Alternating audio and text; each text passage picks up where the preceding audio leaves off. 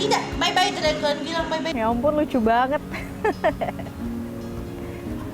Ya, berkembangnya media sosial dewasa ini tentu saja memberikan kita pilihan untuk mengekspresikan diri dengan berbagai macam cara. Salah satunya misalnya seperti ini, dengan menggunakan filter di berbagai macam platform media sosial. Semua kalangan, anak-anak, dewasa, bahkan orang tua turut pula memanfaatkan teknologi ini untuk bermain bersama dengan buah hati mereka. Tapi bagi Anda parents, Anda tetap harus bijak ya, bermain filter dengan buah hati. Karena alih-alih bisa menciptakan memori yang menyenangkan, salah memilih filter bisa berdampak buruk terhadap psikologis anak di masa yang akan datang. Mencoba beragam filter menarik di Instagram menjadi salah satu kegemaran Siti Manggarfatani untuk mengisi waktu bersama sang buah hati. Beragam filter mulai dari yang lucu, cantik, bahkan aneh, kerap kali ia coba untuk melihat reaksi si kecil.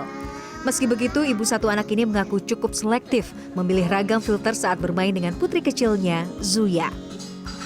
Tapi memang ada beberapa juga filter yang bikin misalnya matanya jadi merah, atau ada darahnya, atau ada perubahan jadi binatang gitu kan. Nah itu tuh yang sebenarnya aku hindari, karena pernah juga dicoba misalnya kayak matanya jadi merah, terus mungkin karena anakku udah 1 tahun lebih, udah mau 2 tahun, dia tuh udah mulai punya rasa takut. Jadi kalau misalnya dia udah mulai rasa takut, misalnya dia udah bisa bilang takut gitu, nah itu nggak aku paksain lagi.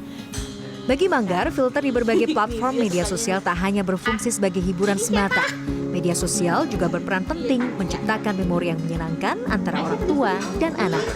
Media sosial jangan sampai menunjukkan anak menderita atau anak sampai nangis-nangis terus kita rekam gitu loh. Itu takutnya nanti kalau dia udah besar terus dia melihat itu lagi tuh ngerasa kayak sama orang tuanya dikerjain atau dibully gitu. Jadi ya berusaha untuk nunjukin yang baik-baik aja sih di media sosial gitu. Tentu saja tidak semua orang tua berpikir yang sama.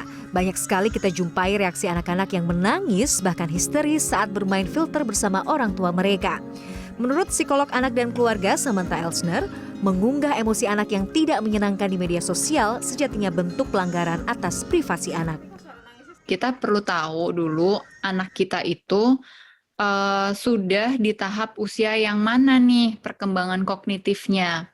Kalau masih di bawah usia 4 tahun, ya mereka tuh masih kadang susah membedakan. Kalau anaknya nangis, ya nggak usah diposting di sosial media juga.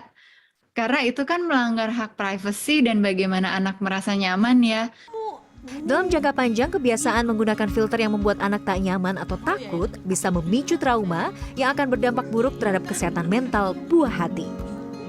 Trauma, tidak punya trust issue yang sama orang tua, sama relasi nanti, sama pertemanan, sama pasangan, itu dampak jangka panjangnya. Itu terus jadi semakin takut, jadi fobia, kecemasan. Ini juga berdampak. Jadi merasa tertekan sekali, jadi stres, jadi nanti ada perilaku yang menurun dari anak. Kemajuan teknologi digital yang berimbas pada perubahan perilaku bermedia sosial memang tidak bisa dinafikan. Namun sebagai orang tua, menjadi filter pertama bagi anak-anak tentu menjadi sebuah tanggung jawab moral. Bijaklah bermedia sosial dan pastikan kesehatan mental anak tetap menjadi prioritas. Miladia Rahma, Denny Irfan, Jakarta.